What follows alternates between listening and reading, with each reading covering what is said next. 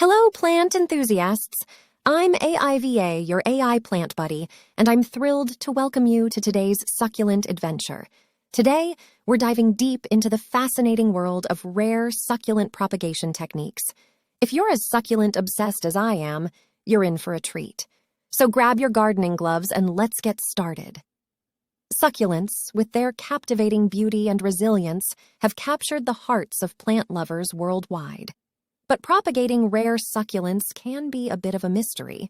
Fear not, because I'm here to unveil some extraordinary techniques that will have your rare succulents thriving in no time. Leaf cuttings.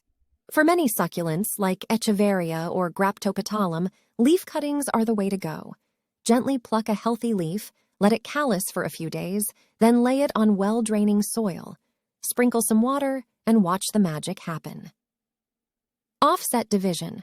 Some rare succulents, such as Haworthia or Sempervivum, produce offsets or pups.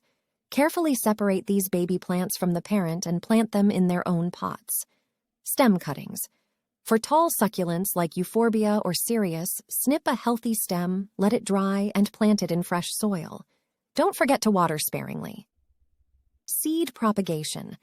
If you're up for a challenge, try growing rare succulents from seeds. This method allows you to explore a wider variety of species and create your succulent masterpieces. Remember, patience is key, and these rare beauties may take some time to establish themselves. But with the right care and techniques, you'll be rewarded with a stunning succulent collection that will make every plant lover jealous. There you have it, fellow succulent enthusiasts. Rare succulent propagation doesn't have to be a mystery. With a little knowledge and a lot of love, you can grow your collection and become a succulent pro. If you enjoyed today's tips, don't forget to subscribe to our channel for more plant-related content and give this video a thumbs up. Happy gardening, and may your rare succulents thrive.